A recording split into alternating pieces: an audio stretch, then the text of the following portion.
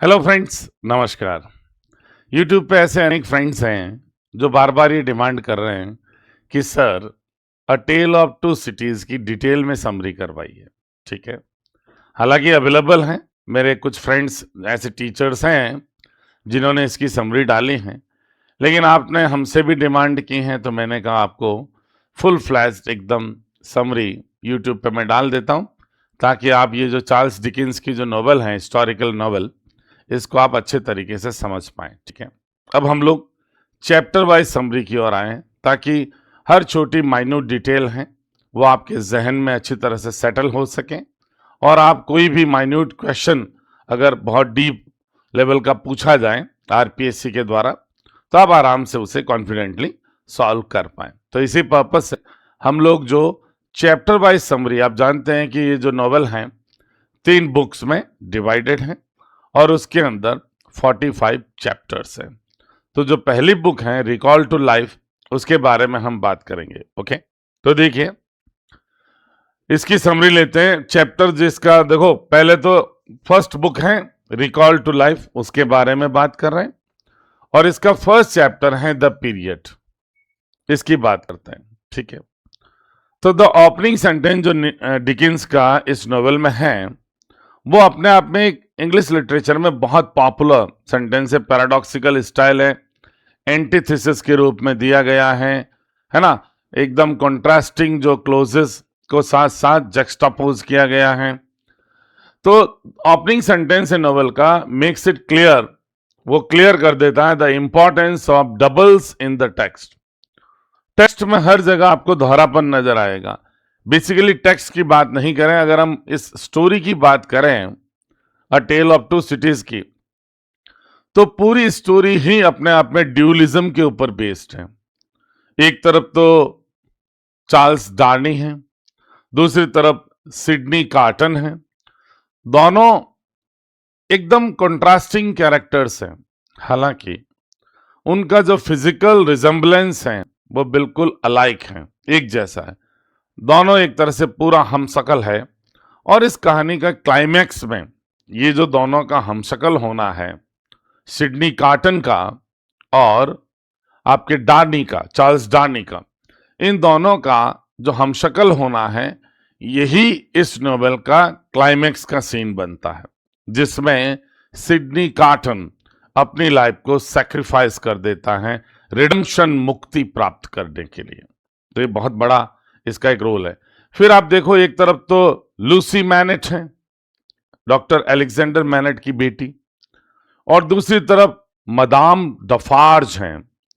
अब मैदाम डफार्ज जो हैं वो एकदम full of revenge, full of hatred एक कैरेक्टर है, और दूसरी तरफ आप देखें तो लूसी मैनेट हैं फुल ऑफ लव, है ना, full of sympathy, full of compassion for others, है ना। एक तरह से एक गोल्डन थ्रेड है, एक सुनहरा धागा, जो जो भी उसके इर्द गिर्द हैं उसको एक प्रेम के धागे में पिरोने वाला कैरेक्टर है। तो अगेन ये दोहरापन है। फिर दूसरी तरफ आप देखिए, ये चार्ल्स डार्नी के अंकल श्री काकू, काकू एकदम एक तरह से क्रूर किस्म के, क्रूलिटी से भरे हुए एक आदमी हैं, who does not care for the poor, for the downtrodden, for the oppressed, किसी की परवाह नहीं है। He wants to enjoy his life to the lees, है ना, और अपनी धुन में खोया हुआ है, एरिस्टोक्रेसी के नशे में चूर हैं। और दूसरी तरफ चार्ल्स डार्नी है, उसका भतीजा होके भी फुल ऑफ ह्यूमैनिटी है, मानवता से भरा है, बहुत ह्यूमेन है। इसके अलावा आप कह सकते हो कि काइंडनेस से भरा है, और रिनाउंस कर देता अपना जो भी हेरिटेज हैं या जो विरासत में उसे मिला है ना, एवरीमॉन्ड विरासत में जो भी मिला है, वो अपना इनहेरिटेंस पूरा त्याग देता है। ठीक है ना। तो दूसरी तरफ आप देखो सिडनी कार्टन है, सिडनी कार्टन भी एक अलग कैरेक्टर है, किससे? चार्ल्स डार्नी से। तो कहने का मतलब पूरी नोवेल में आपको एक स्टोरी में क्या झलकता है? ड्यूलिज्म। और स्टोरी पूरी लंदन और पेरिस, दो शहरों में जो सेटिंग्स हैं इवेंट्स की, वो 2 शहरों में है, एक तो लंदन और एक आपके पेरिस। ठीक है, तो देखो पहला सेंटेंस ही एकदम क्लियर कर देता है, बड़ा ब्यूटीफुली लिखा है चार्ल्स डिकिंस ने कि it was the best of time, it was the worst of time. अपने आप में बेस्ट ऑफ टाइम्स था किनके लिए? एरिस्टोक्रेट्स के लिए, कुलीन लोगों के लिए, और it was the worst of times किनके लिए? जो थर्ड स्टेट था, कॉमनर्स, उनके लिए। It was the age of wisdom और it was the age of foolishness. Age of wisdom भी था, लोगों में बुद्धि थी, लेकिन साथ ही साथ एक तरह का फुलिशनेस भी लोगों में था। It was the epoch of belief, विश्वास का युग भी था, और it was the epoch of incredulity, अविश्वास का भी ये एक दौर था। It was the season of light और it was the season of darkness. It was the spring of hope, it was the winter of despair.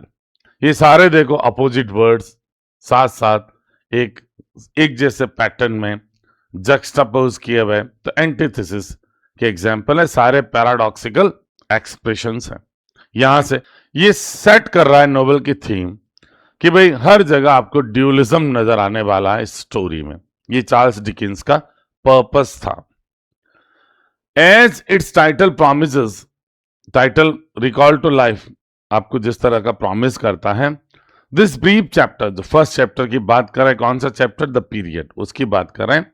This chapter establishes the era, ये chapter उस युग को स्थापित करता है in which the novel takes place, जिस युग में ये नोवेल की स्टोरी घटित होती है।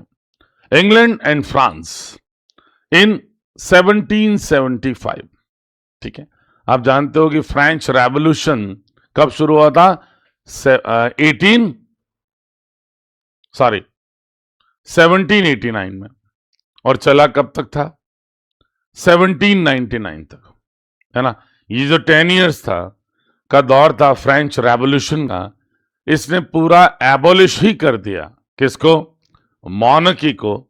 एक तरह से मॉनर्की को उखाड़ फेंका फ्रांस से, राजतंत्रात्मक व्यवस्था, राजशाही व्यवस्था को उखाड़ फेंका। एब्सोल्यूट मॉनर्की को इसने अप्रूट कर दिया, उखाड़ फेंका। और जो कॉमनर्स, जो थर्ड स्टेट थे, फर्स्ट स्टेट पे कौन आते थे? क्लर्जी ग्रुप आता था, चर्च से एसोसिएटेड लोग, फादर्स वगैरह, जो भी पर्सन्स वगैरह थे, वो फर्स्ट स्टेट थी। और सेकंड स्टेज में कौन आता है? द नोबल्स, नोबलमैन, जो विशेष प्रिविलेज्ड थे, है ना। एक तरह से फ्यूडलिस्टिक सोसाइटी थी, फ्यूडलिज्म था फ्रांस में, सामंतवादी व्यवस्था थी।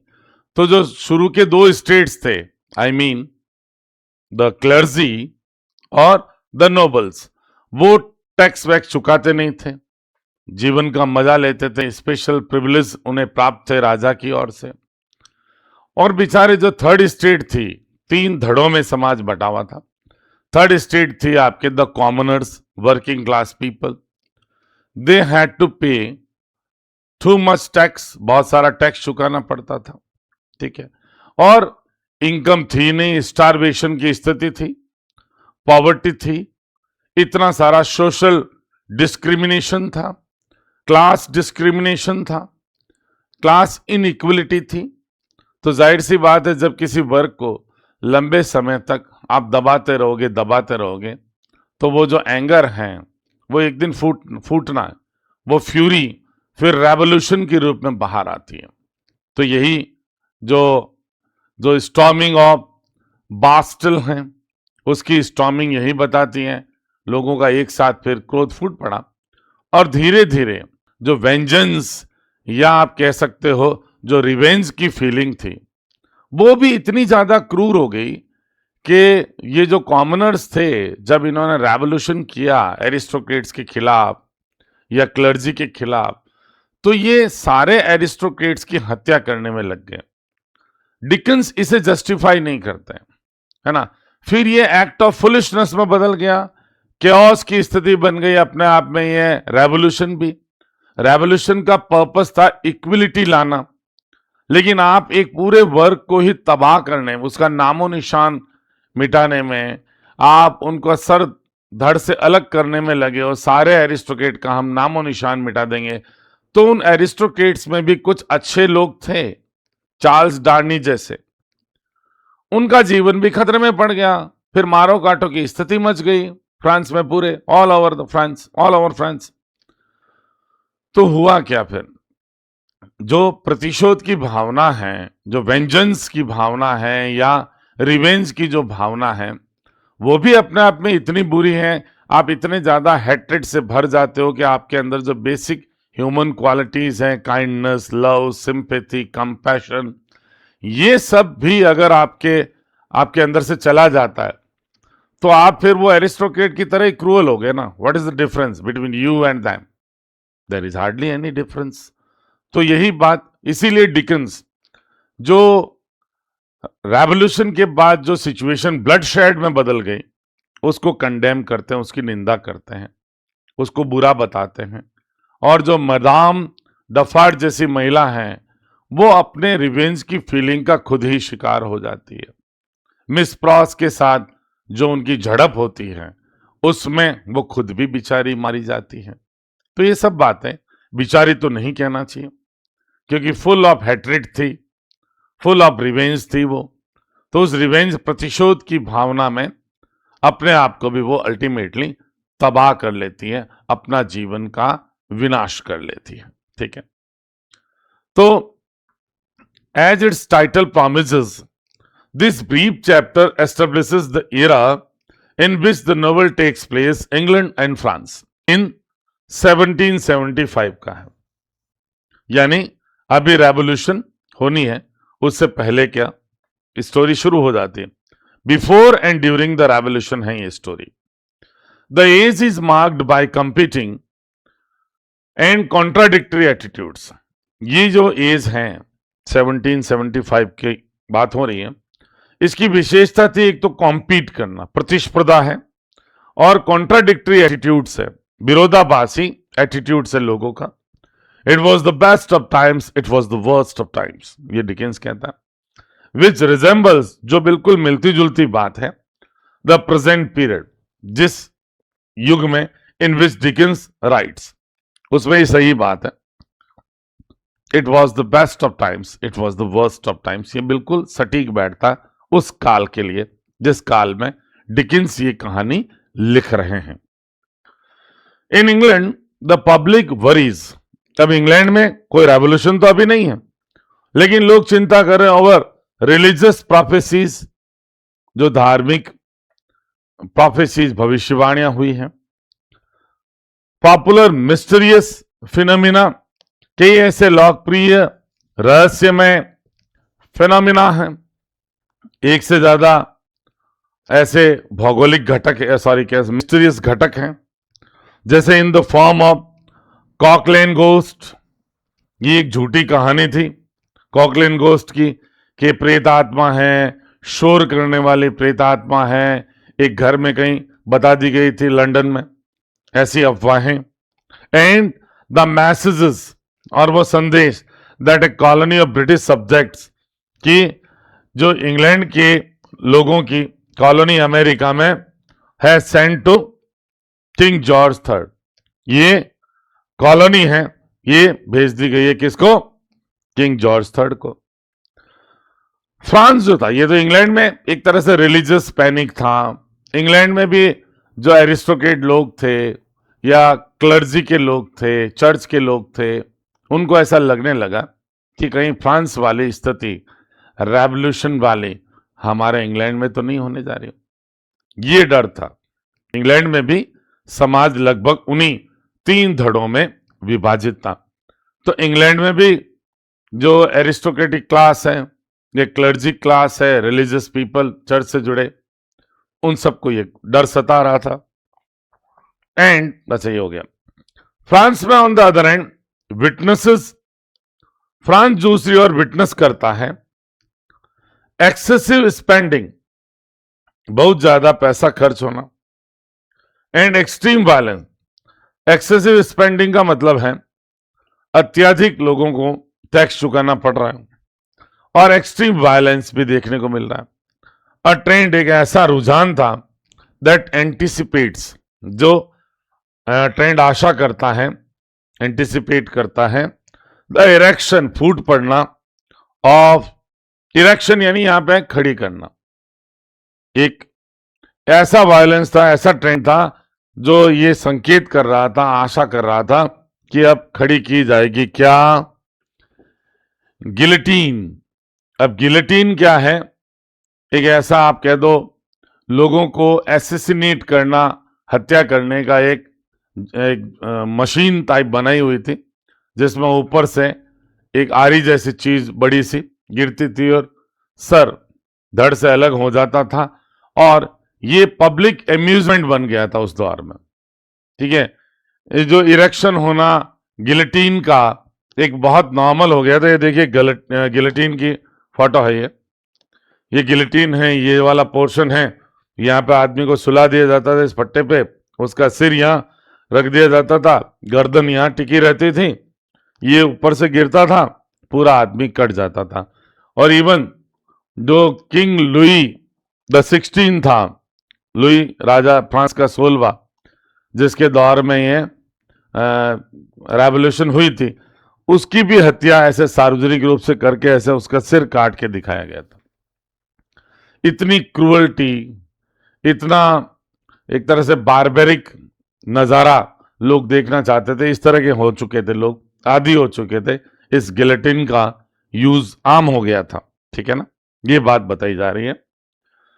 Yet in terms of peace, लेकिन अगर आप बात करें शांति के बारे में, एंड ऑर्डर के बारे में, इंग्लिश सोसाइटी जो है, यहां पे कॉमा है, अगर हम बात करें पीस और ऑर्डर की, तो English society can not justify, England का समाज भी जस्टिफाई नहीं कर सकता मच नेशनल बोस्टिंग, ये अधिक राष्ट्रीयता की डींग हाँकना, either crime and capital punishment abound, कि या तो क्राइम और या कैपिटल पनिशमेंट, मृत्युदंड अबाउंड, भारी मात्रा में इंग्लैंड में भी था, क्राइम और कैपिटल पनिशमेंट इंग्लैंड में भी था। ज्यादा नेशनल बोस्टिंग वो नहीं हाँक सकते थे, राष्ट्रीय डींगे नहीं हाँक सकते थे राष्ट्रीयता की, क्या हमारा समाज है पीस और ऑर्डर में, ऐसा कुछ नहीं। ठीक है, मतलब इंग्लैंड की करीब करीब यही स्थिति उस दौर में थी। अब चैप्टर सेकंड है the mail. On a Friday night को, अब ये इंपॉर्टेंट स्टोरी समझ लीजिए, यहां से शुरू हो रही है नोवेल की ओरिजिनल स्टोरी जो है, वो यहां पे आपको हिंट किया जा रहा है कि आपको किस और ले जाया जाएगा डिकिंस के द्वारा। On a Friday night the late November of 1775 की फ्राइडे नाइट की बात है।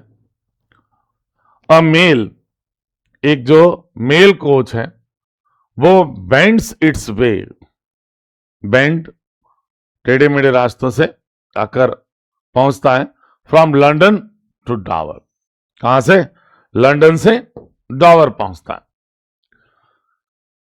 The journey proves so treacherous, ये यात्रा इतनी खतरनाक प्रतीत होती है, that the 3 passengers must dismount from the carriage, कि वो तीनों जो यात्री उसमें मेल की कार्ट में, मान लो मेल कोच में, सॉरी, उसमें जो 3 पैसेंजर थे उनको उतरना पड़ता है from the carriage and hike along side it, और हाइक करना पड़ता है, मतलब बड़े बड़े कदम भर के चलना, अलोंग साइड इट, इस मेल कोच के साइड में, as it climbs a steep hill, जब ये कोच है वो चढ़ाई कर रहा है ए स्टीप, तेज ढलान वाले हिल, पहाड़ी पे, तो पैसेंजर्स को उतरना पड़ता है। ठीक है, from out of the great mists, और अब जब जो नीचे उतर गए, क्लाइम पे चढ़ाई कर रहे हैं मेल कोच के साथ, तो बहुत घना कोहरा, उस घने कोहरे में से a messenger on horse back, घोड़े पे बैठा एक दूत या संदेशक, अपीयर्स, सामने आता है, प्रकट होता है, and asks to speak to Jarvis Lorry, और वो कहता है कि वो बात करना चाहता है जार्विस लॉरी से। जार्विस लॉरी बैंकर हैं, टेल्सन बैंक इंग्लैंड के उसके। ये टेल्सन बैंक के एक बहुत ही विश्वसनीय एम्प्लॉई हैं जार्विस लॉरी। जार्विस लॉरी का कैरेक्टर बहुत बढ़िया दिखाया गया है, बहुत असिस्ट करते हैं मैनेट फैमिली को, लूसी को, डॉक्टर अलेक्जेंडर मैनेट को, चार्ल्स डार्नी को, हर कदम पे ये मदद करता है। वैसे बैंकर प्रैक्टिकल होते हैं, पर ये इमोशनल बैंकर भी हैं, साथ साथ प्रैक्टिकल तो है ही हैं। He performs his duties well, but at the same time he is quite humane also, है ना, उनमें ह्यूमैनिटी है, मानवता है। The travellers react in A watchful manner. अब जो ट्रेवलर्स हैं वो उस आदमी के सामने रिएक्ट करते हैं वॉचफुल मैनर, बहुत ही सतर्क तरीके से। फेयरिंग, ये डर करते हुए, ये डरते हुए that they have come upon A highway man और रॉबर। उस समय इंग्लैंड में भी हाईवे पे रॉबरीज वगैरह, लूटपाट बहुत थी, तो ये उनको डर लगा कहीं कोई हाईवे मैन या रॉबर तो हमारे सामने नहीं आ गया। मिस्टर लॉरी हाउएवर, अब वो मिस्ट से आया था, तो इतना जल्दी मिस्टर लॉरी भी, कोहरे से आया था ना, तो इतना जल्दी मिस्टर लॉरी भी नहीं पहचान पाए थे जार्विस लॉरी। हाउएवर, हालांकि रिकॉग्नाइजेस, वो रिकॉग्नाइज कर लेते हैं, पहचान लेते हैं द मैसेंजर्स वॉइस, उस दूत की आवाज, as that of Jerry Cruncher. किस रूप में? Who was the messenger? Jerry Cruncher. अब ये जेरी क्रंचर ऐसा आदमी है साहब, ये पार्ट टाइम एम्प्लॉय हैं किसका? टेल्सन बैंक का। टेल्सन्स बैंक है, उसका पार्ट टाइम एम्प्लॉय है जेरी क्रंचर, ठीक है। जेरी क्रंचर इंटरेस्टिंग कैरेक्टर इसलिए है कि he is struggling in his financial condition, अपनी आर्थिक स्थिति में संघर्ष कर रहा है। He is not a well settled person, well settled व्यक्ति है नहीं। तो पार्ट टाइम में क्या करता है कि जो कब्रिस्तान से, टूम्स के अंदर से जो डेड बॉडीज हैं वो निकालता है और उनको फिर बेचता है जो मेडिकल प्रैक्टिशनर्स हैं उनको। तो ये जेरी क्रंचर का जो पार्ट टाइम काम है, ये भी बहुत इंपॉर्टेंट आपको नोटिस करना है। एक तो मैसेंजर वगैरह ही है, जो बैंक उसे काम करने का कहती हैं ये करता है। A man of many tasks, कई काम इसके हैं, क्योंकि स्ट्रगल कर रहा है सेटल होने के लिए फाइनेंशियली। तो जेरी क्रंचर, याद रखना, वो मैसेंजर जो मिस्ट से बाहर आता है जार्विस लॉरी को मैसेज देने, वो जेरी क्रंचर है। अब ऑड जॉब मैन है ये, देखो विचित्र किस्म के काम करता रहता है, छोटे मोटे काम करता है तरह तरह के, एट टेल्सन्स बैंक में, ठीक है, बैंक से भी जुड़ा हुआ है और भी चीजें करता है। एंड एक्सेप्ट्स हिज मैसेज, और क्या करता है? मिस्टर लॉरी की बात हो रही है, लॉरी एक्सेप्ट करते हैं उसका मैसेज। ये तो बीच में जानकारी दे दी जेरी क्रंचर के बारे में, ठीक है। The note that Jerry passes him, अब जो जेरी क्रंचर मिस्टर लॉरी को जो मैसेज पास करते हैं वो ये है कि वेट एट डॉवर फॉर मैमजेल, इंतजार करो डॉवर पे मैमजेल का। मैमजेल शब्द फ्रांस में फ्रेंच भाषा का वर्ड है जिसका मतलब मिस, अविवाहित कोई महिला है। ये सिनोनिमस है इंग्लिश में मिस का। तो किसी लड़की की बात करें, डॉवर पे, डॉवर नामक जो इंग्लैंड की जगह है, वो मैसेज उसको दिया गया है, इसको जार्विस लॉरी को, कि वहां पे उस महिला, कुमारी महिला के वेट करो, ये मैसेज था। लॉरी इंस्ट्रक्ट्स जेरी, अब लॉरी इंस्ट्रक्ट करते हैं जेरी को टू रिटर्न टू टेल्सन्स, कि वापस टेल्सन चला जाए, विथ हिज रिप्लाई, और जाके वहां पे क्या जवाब देना टेल्सन्स में? रिकॉल टू लाइफ, यानी रेजरेक्शन की बात हो रही है। पुनर्जीवन देने की बात हो रही, वापस किसी को जीवन में लौटाने की बात हो रही है।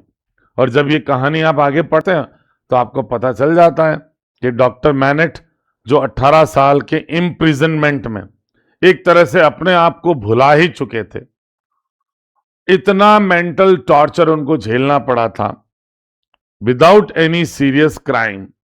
ठीक है, एवरमॉन्ट फैमिली की इतनी प्रताड़ना मिली थी उनको, उनका दोष सिर्फ इतना ही था कि एवरमॉन्ट फैमिली के खिलाफ कुछ लिख दिया था।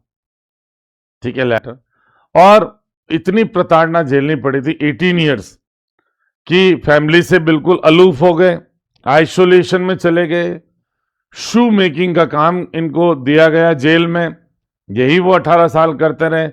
तो यू कैन जस्ट इमेजिन, एक काल कोठरी में आदमी फेंक दिया जाए 18 साल तक, और कोई भी परिवार की सूचना नहीं, इतना आइसोलेशन में रहने के बाद आदमी एक तरह से एलियनेशन में चला गया और मानसिक ट्रॉमा में चला गया। ठीक है, सब कुछ भूल गया अपनी लाइफ को ही। तो उसके बारे में इशारा था जो लॉरी ने किया, जार्विश लॉरी ने किया इशारा। अब देखो, ये जो जेरी क्रंचर हैं, ये समझा नहीं मैसेज को कि ये क्या रिकॉल टू लाइफ। हम समझ जाते हैं क्योंकि कहानी जैसे जैसे आगे बढ़ती है, the picture gets very clearer, और ज्यादा क्लियरर से क्लियर होती जाती है। Confused and troubled by the blazing strange message. अब कंफ्यूज होके, ट्रबल्ड होके बाय द ब्लेजिंग यानी ये चकाचौंध फैला देने वाला स्ट्रेंज मैसेज से Jerry rides on to deliver it. Jerry Cruncher घोड़े पे बैठ के इसको डिलीवर करने चला जाता है।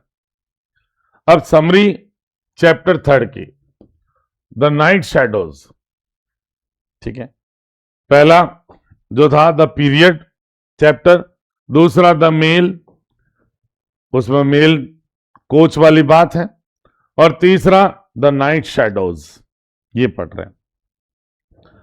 A wonderful fact to reflect upon, ये नॉवेल की लाइन है। अ वंडरफुल फैक्ट है ये टू रिफ्लेक्ट अपॉन, चिंतन करने के लिए डिकिंस कह रहे हैं, दैट एवरी ह्यूमन क्रीचर, कि प्रत्येक मानवीय प्राणी इज कॉन्स्टिट्यूटेड, ये बना हुआ है, to be that profound secret, किस तरह से बना है, जिससे वो आपके लिए गहरा रहस्य हो एंड मिस्ट्री हो। सीक्रेट एंड मिस्ट्री एक जैसे शब्द, रहस्य, टू एवरी अदर, हर दूसरे व्यक्ति के लिए। यानी ईश्वर ने प्रत्येक इंसान को ऐसा बनाया है, इस तरह से कॉन्स्टिट्यूट किया है कि वो एक प्रोफाउंड सीक्रेट हो, मिस्ट्री हो हर किसी दूसरे व्यक्ति के लिए। मतलब हर व्यक्ति दूसरे व्यक्ति के लिए एक मिस्ट्री है, इतना डिफरेंट ईश्वर ने बनाया है। हम किसी व्यक्ति को पहली बार देखते हैं तो हमें बड़ा मिस्टीरियस नजर आता है कि यार ये किस तरह का आदमी है। तो ये एक बहुत विचारणीय पॉइंट है, डिकिंस कह रहे हैं। The narrator ponders the secrets and mysteries. Narrator कौन है? डिकिंस ही है। वो विचार करता है द सीक्रेट्स एंड मिस्ट्रीज, रहस्यों के ऊपर, that each human being possesses, जो प्रत्येक मानव सामने लाता है, टू एवरी अदर, हर दूसरे मानव के।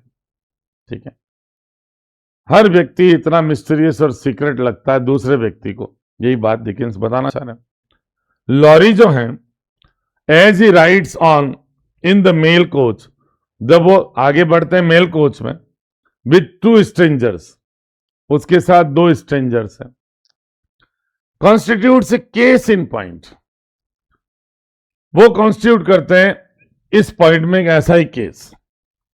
डॉजिंग, ऊंघते हुए, डॉज करना आप समझ गए, नींद में ऊंघता हुआ। He drifts in and out of his dreams, वह ड्रीम्स में ड्रिफ्ट करता है, अंदर चला जाता है, सपनों में, सपनों से बाहर आ जाता है। अब वो सपने, मोस्ट ऑफ विच, जो अधिकांश सपने, revolve around the workings of Tellson's bank, आदमी जिस एक्टिविटी से एसोसिएटेड होता है उसी के ड्रीम्स ज्यादा उसे दिखाई देते हैं। जैसे आफ्टर एप्पल पिकिंग में जो एप्पल पिकर था, उसके ड्रीम्स में वही एक्टिविटी एप्पल पिकिंग से जुड़ी आ रही थी। ये मिस्टर जेरी जो हैं, लॉरी, सॉरी जेरी चला गया, जेरी क्रंचर, मिस्टर लॉरी जो हैं, ये टेल्सन बैंक से जुड़े हुए हैं, तो जाहिर सी बात है वहां की वर्किंग्स के बारे में ही ज्यादातर सपने उसी के इर्द गिर्द घूमते हैं, है ना, जार्विस लॉरी के। Still there exists another current of impression, फिर भी एक और धारा उस विचार की इंप्रेशन की चल रही है, that never ceases to run through Lorry's mind, जो लॉरी के दिमाग में दौड़ती हुई कभी बंद नहीं होती है। मतलब इस बैंक के वर्किंग के अलावा एक और करंट ऑफ इंप्रेशन है जो मिस्टर लॉरी के दिमाग से गुजरता हुआ बंद नहीं होता।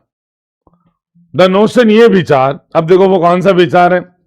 एक तो बैंक के सपने में ड्रिफ्ट इन कर रहा है, ड्रिफ्ट आउट कर रहा है। दूसरा कौन सा विचार है? ये विचार that he makes his way to dig someone out of a grave, कि वो अब आगे बढ़ रहे हैं, makes his way to dig someone out of a grave, किसी को कब्र से बाहर निकालने के राह में आगे बढ़ रहे हैं। अगेन वही बात है, डॉक्टर अलेक्जेंडर मैनेट की बात है, उनको रिकॉल किया जाएगा लाइफ में, तो एक तरह से ग्रेव से बाहर निकालकर, ग्रेव से डिग करके वापस लाइफ में लाया जाएगा, इस तरह की ही बात है वो। ही इमेजिन्स रिपीटेटिव कन्वर्जेशंस, वो कल्पना करते हैं बार बार आने वाले कन्वर्जेशंस, बातचीत, विथ ए स्पेक्टर, एक भूत के साथ, एक प्रेत के साथ। स्पेक्टर कहते हैं भूत प्रेत, उसकी वो कल्पना करते हैं, ठीक है। हु टेल्स लॉरी, जो भूत लॉरी को ये कह रहा है that is body has lane buried, कि उसका शरीर दफन पड़ा था, नियरली 18 ईयर्स, करीब करीब 18 साल।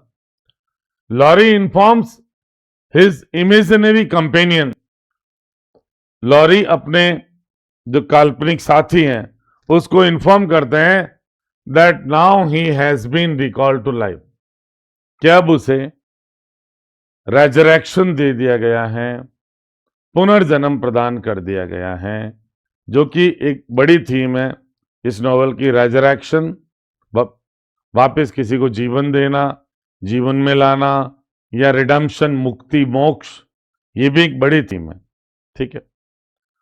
तो कहने का मतलब ये बात हो रही है डॉक्टर मैनेट के बारे में, 18 साल वही इम्प्रिजन्ड थे, तो एक तरह से अपनी कब्र में बैरिड थे, दफन थे, उनको बाहर लाने जैसा ही है। और लॉरी सूचना देते हैं अपने काल्पनिक साथी को that now he has been recalled to life and asks him, और उनसे पूछते हैं if he cares to live, कि क्या, अब बताओ यहां पे इमेजिनरी कंपेनियन किसे कहा है? डॉक्टर बेनेट को, क्योंकि वो इमेजिन उसी के बारे में कर रहे हैं और उसी को कह रहे हैं कि भाई अब तुम्हें वापस जीवन में लौटाया जाएगा। और उससे पूछते हैं कि क्या उसे जीने की अब परवाह है, मतलब if he wants to live, जीना चाहता है क्या?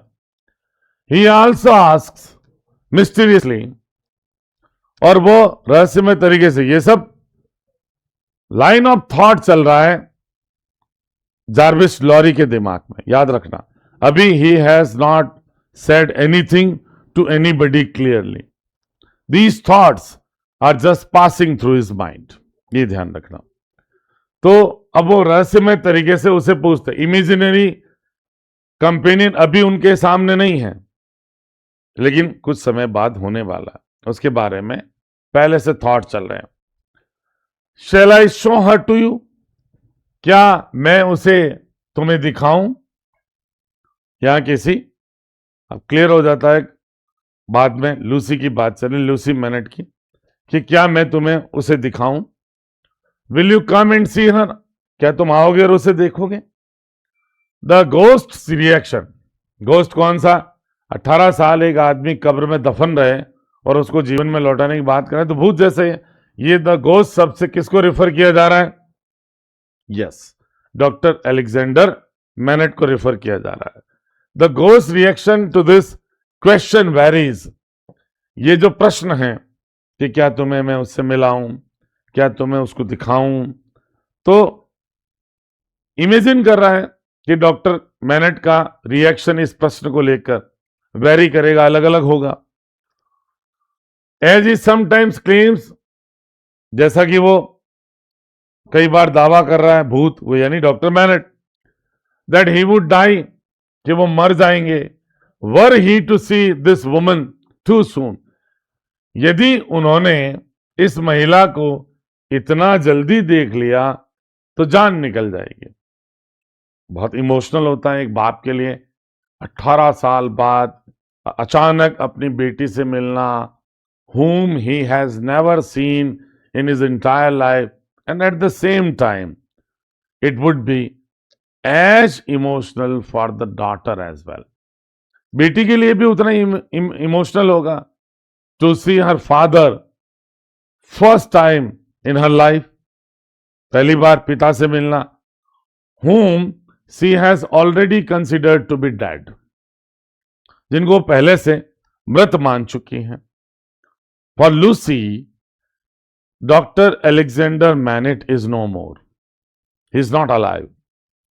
So how surprising it would be for her also to know that her father is still alive.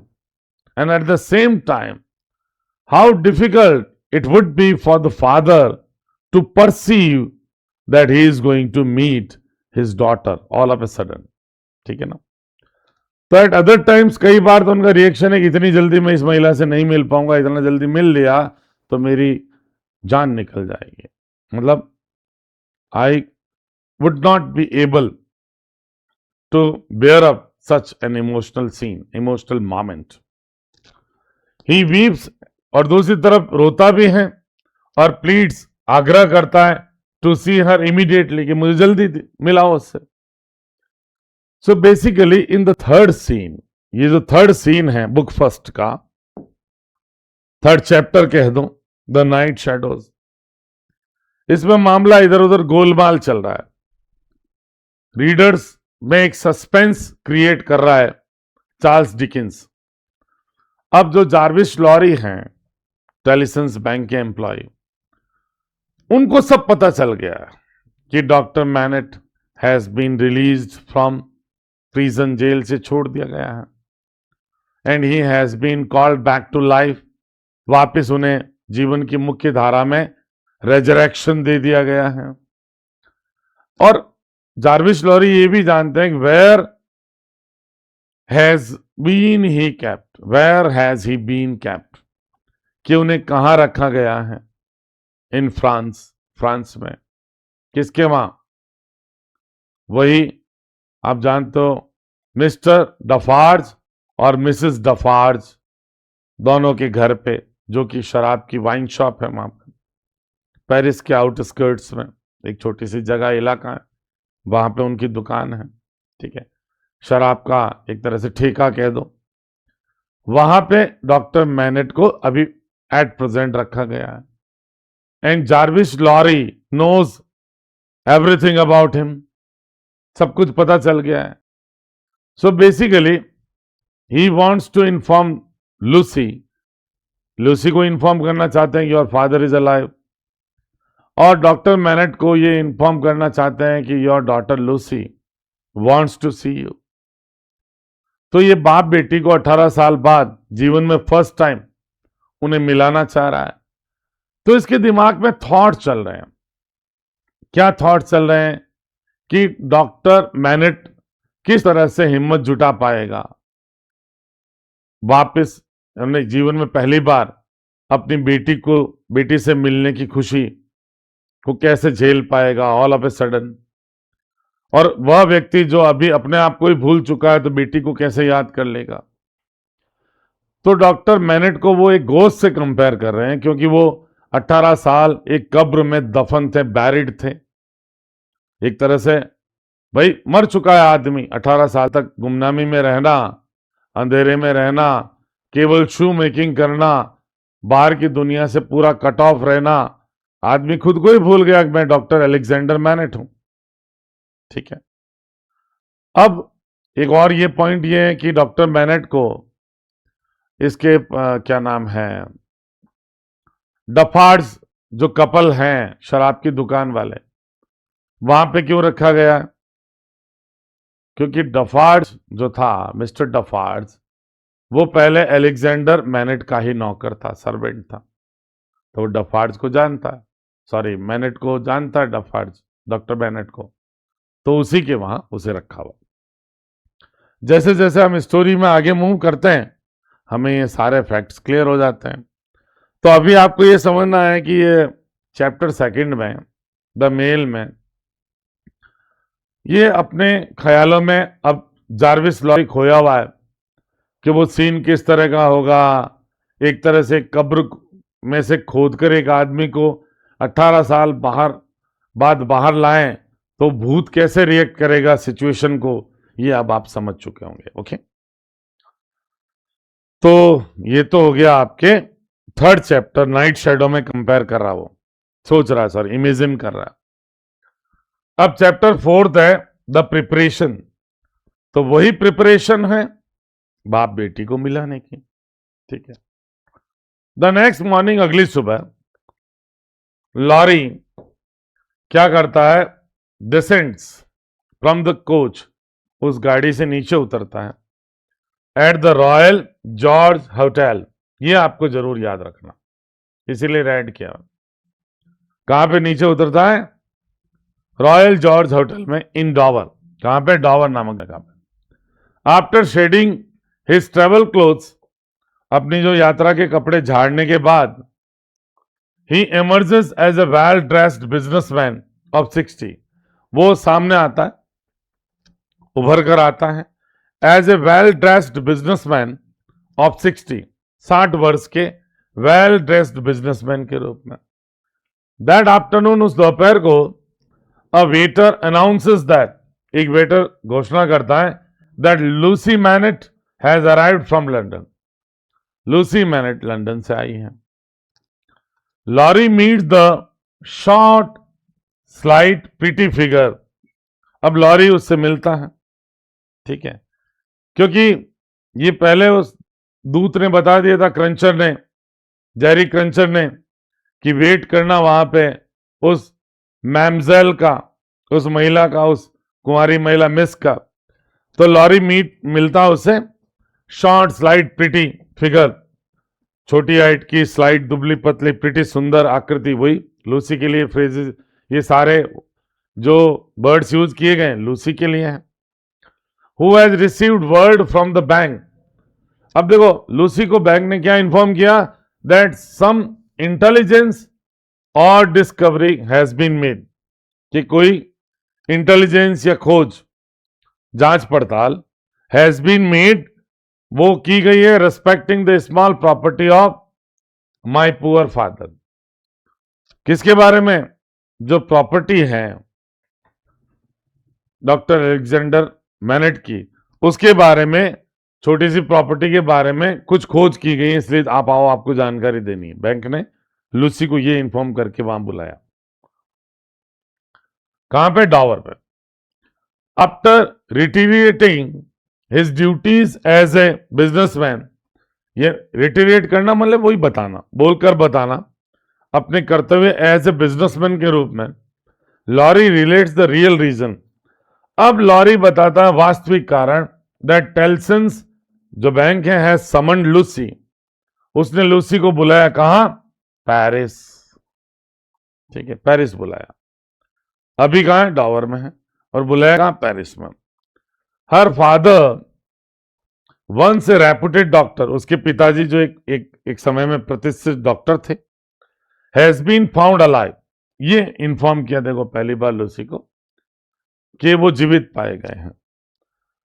Your father, Lorry reports to her, has been taken to the house of an old servant in Paris, Paris में एक पुराने नौकर के घर पे आपको पिताजी को ले जाया गया है, and we are going there, हम वहां चल रहे हैं।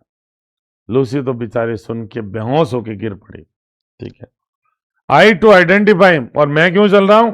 उन्हें पहचानने के लिए, इफ आई कैन, यदि मैं पहचान पाऊं। एंड यू, और आप क्यों चल रही हैं?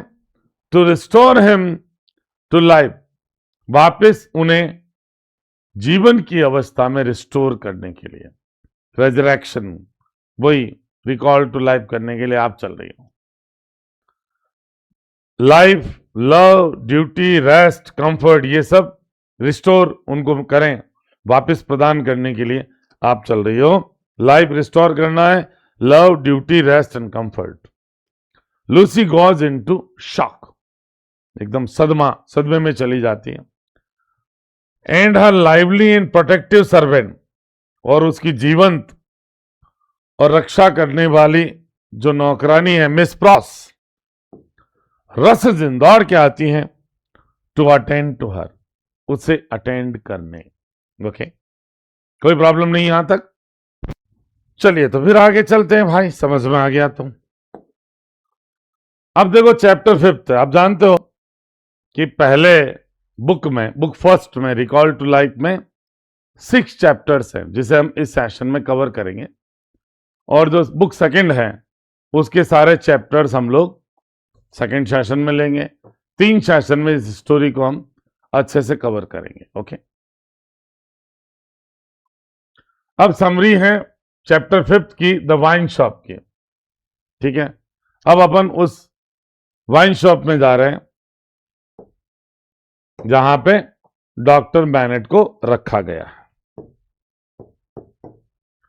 The wine was red wine थी, and had stained the ground of the narrow street. ये जो आने वाले दौर में जो ब्लडशेड होने वाला था रेवोल्यूशन का, उसकी तरफ डिकन्स ने इशारा करने के लिए एक बैरल रेड वाइन गली में गिराई है, जिससे आपको आभास हो जाए कि जिस तरह से ये रेड वाइन गली में चारों ओर बिखर गई है, आने वाले समय में खून भी ऐसे ही बिखरने वाला है। तो ये जो रेड वाइन स्पिल होने वाला जो सीन है, बेसिकली ये सिंबॉलिक है आने वाले टाइम का जो ब्लडशेड होना है ड्यूरिंग द रेवोल्यूशन, उसकी एक सिंबॉलिक वे में यूज किया गया, याद रखना है। The setting shifts from Dover, England से कहां चले जाते हैं? Saint Antoine, a poor suburb. अब देखो, सेंट एंट्वाइन इसको प्रोनाउंस करते हैं। सेंट एंट्वाइन एक पुअर सबर्ब है, मतलब आउटस्कर्ट में बसा हुआ बाहरी इलाका।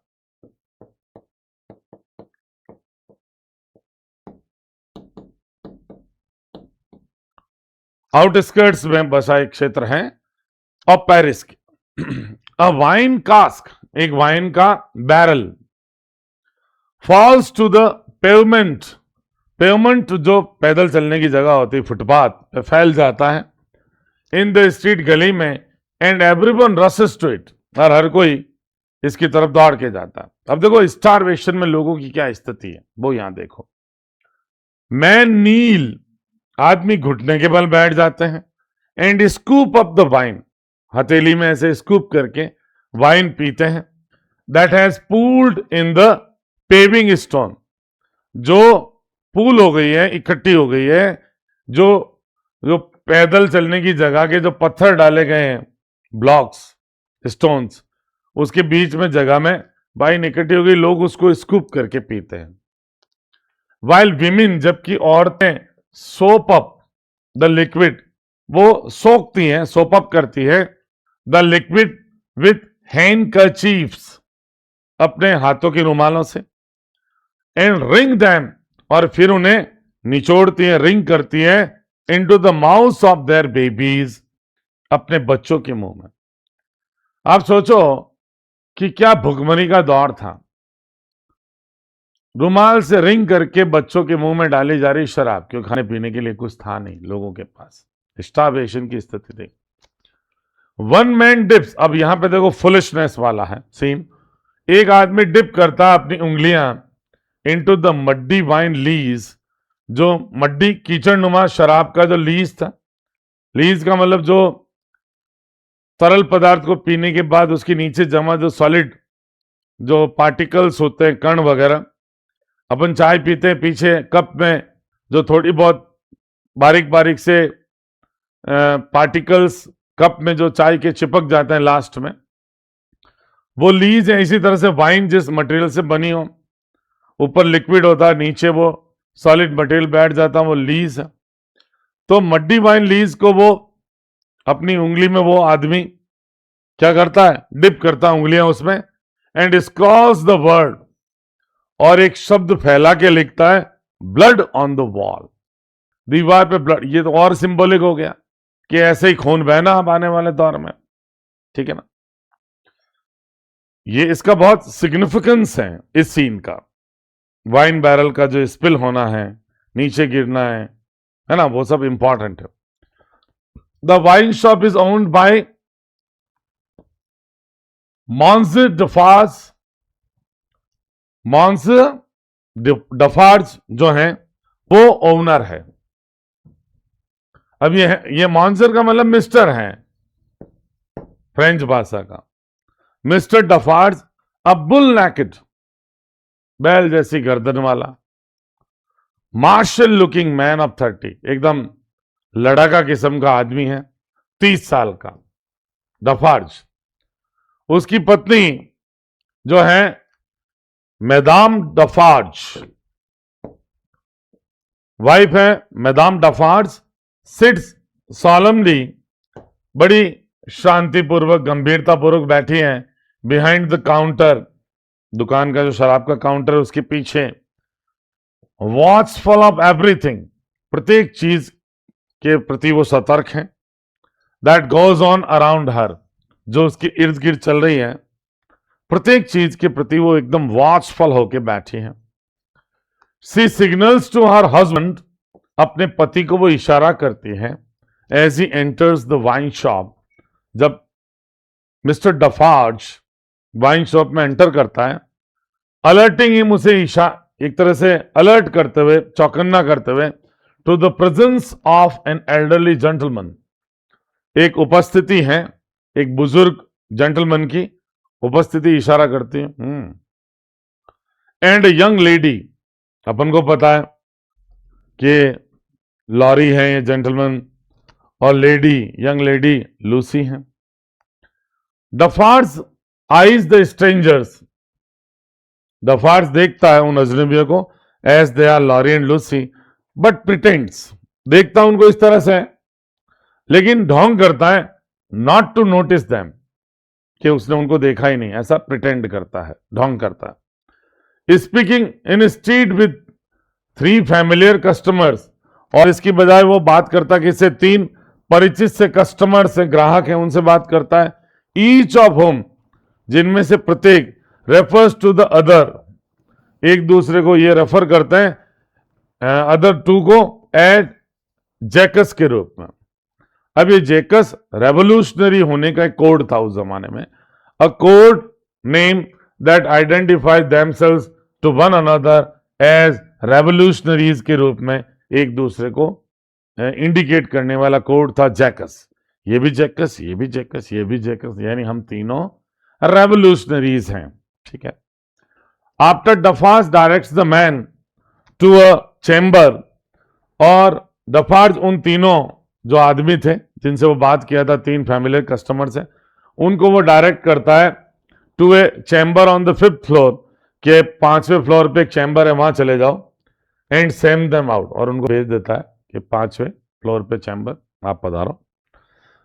तो उस समय मिस्टर लॉरी, उसके बाद जब वो तीनों आदमी चले जाते हैं, तो Mister Lorry approaches, Mister Lorry पास जाते हैं फ्रॉम द कॉर्नर से, एंड बैक से वर्ड, और निवेदन करके बात करते हैं विद डफार्ज के साथ कि भाई थोड़ा हमसे भी बात कर लो। The man have a brief conversation, ये दोनों मैन, कौन, डफार्ज और लॉरी, दोनों के लिए है the man, have a brief conversation, बातचीत करते हैं।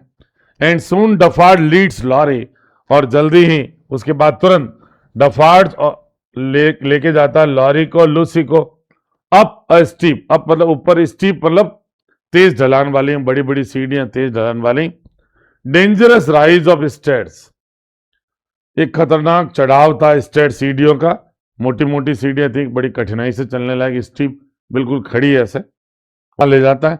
दे come to a filthy landing, वे आते हैं एक बहुत ही गंदी सी लैंडिंग जगह है। Where 3 man from the wine shop, जहां पे 3 आदमी जो वाइन शॉप से नीचे से ऊपर गए थे, स्टैंड स्टेयरिंग, खड़े हो जाते हैं, स्टेयर घूरते हुए, ठीक है ना, through chinks of the wall, दीवार में चिंक्स बने हुए थे, खड्डे, उनसे वो तीनों घूरते हुए खड़े हो जाते हैं। Stating that he makes a show off doctor mainnet, और वो एक बताता है कि ये डफार्ज के लिए आया, वो डॉक्टर मेनेट को दिखाते हैं, टू ए चोजन फ्यू, सिर्फ कुछ चुनिंदा लोगों को ही दिखाता, क्योंकि डॉक्टर मेनेट उनके लिए बहुत इंपॉर्टेंट है। वो एक्चुअली जो थर्ड स्टेट था फ्रांस का।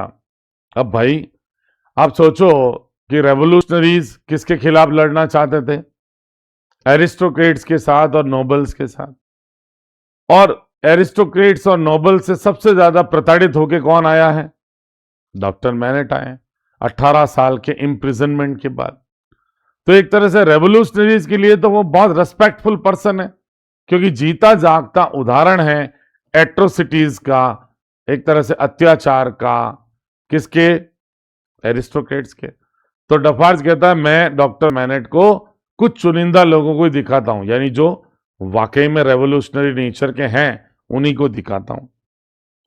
To home the site is likely to be good, जिनके लिए ये दृश्य डॉक्टर मेनेट का वापस रिहा होके लौटना अच्छा लगे, जिनको ये दृश्य, उन्हीं को दिखाता हूं। डफार्ज ओपन द डोर, अब डफार्ज दरवाजा खोलता है। 3 आदमी 5वें फ्लोर पे डॉक्टर मेनेट को ऐसे देखते हैं दरवाजे से। अब डफार्ज दरवाजा खोलता है, टू रिवील, प्रकट करने के लिए, सामने लाने के लिए, अ वाइट हेयर्ड मैन, सफेद बालों वाला आदमी, बिजली मेकिंग शूज, जो अति व्यस्तता से जूते बना रहा है उस कोठी कह सकते हो एटिक नुमा कमरे पे, अटारी जैसा कमरा छोटा सा, ठीक है। अब ये 6 चैप्टर है, बेटी और बाप का मिलन जीवन में पहली बार। ये इस बुक का, फर्स्ट बुक का रिकॉल टू लाइफ, उसका लास्ट चैप्टर है, जिसको हम डिस्कस करेंगे। MANET reports in a voice gone फेंट, मैनेट रिपोर्ट करते हैं कि ऐसी आवाज में, गॉन फेंट विथ, जो एक तरह से बेहोश हो चुकी है, विथ सॉलिट्यूड एंड डिसयूज, एकांकीपन में रहने से और डिसयूज में रहने से। अब मैनेट को पूछते हैं, what are you doing mister Manette? कौन पूछता है? जारविस लॉरी पूछता है, और साथ में कौन है? मिस्टर डफार्ज हैं, owner of the wine shop. उसको पूछते हैं क्या कर रहे हो, ये क्या कर रहे हो? वो आदमी जूते बना रहा था। और मैनेट है, वो रिपोर्ट करते हैं कि ऐसी आवाज में, जो आवाज फेंट हो चुकी है, बिल्कुल धीमी पड़ चुकी हैं, विथ सॉलिट्यूड एंड डिसयूज, 2 कारण से। एक तो इम्प्रिजनमेंट में सॉलिट्यूड था, बात करने लायक कोई था ही नहीं, और डिसयूज, यूज ही नहीं हुआ उसका। That he is making a lady's shoe. जब डॉक्टर मैनेट से पूछा जाता है, ये 3 लोग अंदर गए, कौन 3 लोग अंदर गए बताओ? अरे भाई, एक तो जारविस लॉरी बैंकर, टेलिसन्स बैंक का, नंबर 2 ओनर वाइन शॉप का मिस्टर डफार्ज, और तीसरा आपके लूसी। तीनों अंदर गए, पूछा क्या कर रहे हो? जूते बना रहे हो। किसके लिए? तो कह रहे हैं लेडीज शूज, और वो भी बना रहा हूं इन द प्रेजेंट मोड, अभी वर्तमान की फैशन के अनुसार।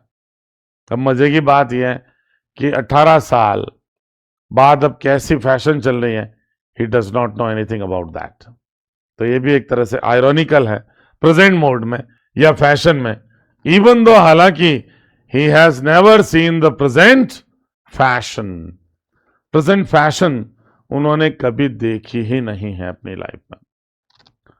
When asked his name, जब उनसे नाम पूछा गया आपका क्या नाम है बाबा, तो ये वो रिस्पॉन्ड करते हैं कि 105 नॉर्थ टॉवर। इंपॉर्टेंट क्वेश्चन बनता है,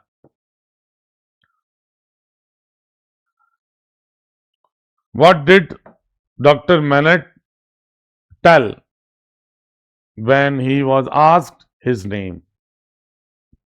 नाम क्या बताया? 105, कैदी नंबर 105 नॉर्थ टॉवर में, ठीक है। वही बास्टिल में रखा गया था इनको, उसी जेल में जहां ये क्रांति, फ्रेंच रेवोल्यूशन जहां की स्टॉर्मिंग से उस पर धावा बोला रेवोल्यूशनरीज ने, वहां से बिगिनिंग मानी जाती है। तो लूसी अप्रोचेस, अब लूसी पास जाती है थोड़ी डॉक्टर मैनेट के, noticing a radiant golden hair. Important बात आ रही है, देखकर उसके एकदम रेडियंट चमकीले सुनहरे रंग के बाल, doctor MANET opens A not of rag. Doctor MANET खोलते हैं एक गांठ बनी हुई चीज, किसी फटे पुराने कपड़े की, रैग की, that he wears around his neck. जो कपड़ा है उसमें गांठ लगी है और वो कपड़ा वो अपने गर्दन के चारों ओर पहने रखते हैं। इन बीच जिसमें, अब उस नॉट में क्या है? ही कीप्स ए स्ट्रैंड, वो रखते हैं गुच्छा, ऑफ सिमिलरली गोल्डन कर्ल्स, ऐसी समान सुनहरी लटों का। वो उनकी वाइफ की घुंघराले सुनहरे बालों की लटें थी, उसका एक गुच्छा वो याददाश्त के रूप में उस नॉट में रखते हैं और उस क्या कहते हैं रैक से अपने गले में पहले रखते हैं। वो खोल के देखते हैं और लूसी के बाल देखकर उन्हें लगा ये बाल तो मेरी वाइफ के बाल है। एट फर्स्ट, पहले तो मैनेट मिस्टेक्स, गलती से समझ लेते लूसी को फॉर हिज वाइफ, अपनी पत्नी के रूप में, इतनी रिजेंबल करती थी लूसी अपनी मां से। एंड रिकॉल्स दैट, और वो याद करते हैं that on the first day of his imprisonment, के जेल के कैद के पहले दिन, he begged to be allowed to keep these few stray hairs of his wife's as a means of escaping his circumstances in the spirit। अब देखो, उन्होंने imprisonment के पहले दिन विनती की थी, आग्रह किया था, उन्हें अनुमति दी जाए कि ये कुछ जो स्ट्रे हेयर्स हैं, इधर उधर गिरने वाले बालों के जो लटाएं हैं अपनी पत्नी की, वो उन्हें रखें एज ए मीन्स, एक साधन के रूप में, जिससे वो एस्केप कर पाए, आध्यात्मिक रूप से, आत्मिक रूप से बाहर निकल पाए अपनी परिस्थितियों से, कि भाई ये मुझे सहारा देंगे कैद में, कि मैं अपनी कैद से, स्पिरिट से तो बाहर जा सकूं, मेरी वाइफ की यादों में लौट सकूं। ये रिक्वेस्ट की थी उन्होंने, और वो स्ट्रे हेयर्स वो अपने उस नॉट में हमेशा गले में पहने रखते थे, उस रैग से बांध के, ठीक है। लूसी डिलीवर्स एन इम्पेशेंट, एकदम इम्पेशेंट, अधीरतापूर्ण स्पीच देती है। इम्पेशेंट, सॉरी, ये पेशेंट वो नहीं है, इम्पेशेंट मतलब बहुत ही भावनाओं से ओतप्रोत स्पीच देती है। इम्प्लोरिंग हर फादर, अपने पिता से विनती करते हुए, टू वीप, रोने की, इफ हर वॉइस और हर हेयर रिकॉल्स ए लव वन, यदि उनकी आवाज और उनके बाल याद दिलाते हैं ए लव्ड वन, एक प्रिय व्यक्ति को, होम ही वंस न्यू, जिन्हें वो एक बार जानते थे, यानी बेटी।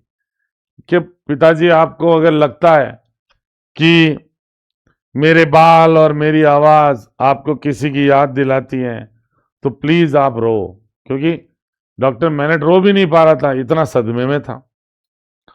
MANET collapses under a storm of emotion, अब बेचारे मैनेट को याद आ जाता ये तो मेरी बेटी है, वो बेचारा नीचे गिर जाता under a storm of emotion, एक भावनाओं के तूफान के नीचे कोलैप्स कर जाते हैं। सिंबॉलिक है, वाकई में नहीं गिरे, एक भावनाओं का तूफान उन पे आ पड़ा। एंड अश्योर्स हिम, सॉरी यहां पे मैं थोड़ा चूक गया, आगे पहले लूसी कहती है, Lucy hints to him of the home, इशारा करती है उस घर का, दैट अवेट्स हिम, जो घर उनकी प्रतीक्षा कर रहा है, एंड अश्योर्स हिम, और उन्हें आश्वस्त करती है, दैट इज अगोनी, कि उनकी पीड़ा इज ओवर, अब समाप्त हो गई। यानी रूसी reveals everything to him that she is his daughter and she has come here to bring him back to his home, उन्हें घर लेने आई है, घर ले जाने आई है, and now his agony is over और she is going to with him forever, अब वो उनके साथ रहेगी हमेशा के साथ, sharing his joys, glooms, sadness, everything. तो she tries to comfort doctor Manette. ठीक है, अब Manette collapses under a storm of emotion. Lucy urges, Lucy आग्रह करती हैं दैट अरेंजमेंट्स बी मेड, की व्यवस्थाएं की जाए। किससे आग्रह करती हैं? जार्विस लॉरी से, कि व्यवस्था की जाए for his immediate departure for England, कि जल्द तुरंत हम रवाना होंगे इंग्लैंड के लिए। फियरिंग फॉर मैनेट्स हेल्थ, मैनेट की जो हेल्थ है उसके बारे में चिंता करते हुए या डर करते हुए लॉरी प्रोटेस्ट, लॉरी विरोध करता है अभी इस हालत में, डोकरा तो चल भी नहीं पा रहा है। बट लूसी इंसिस्ट, लेकिन लूसी जोर देती है that travel guarantees more safety, कि इस यात्रा गारंटी देगी ज्यादा सुरक्षा की, देन ए कंटिन्यूड स्टे, बजाय कि यहां पे हम लगातार ठहरे रहें इन पेरिस। यानी this place is not safe for us, travel से ज्यादा गारंटी होगी जिंदा रहने की, सर्वाइवल की। डफार्ज एग्रीज, मिस्टर डफार्ज भी कहते हैं सही कह रही है Lucy, and ushers the group into A coach, और चढ़ा देता है इन तीनों को। कौन तीनों को? डॉक्टर मैनेट, लूसी और जार्विस लॉरी, तीनों को चढ़ा देता है एक गाड़ी में और रवाना कर देता है।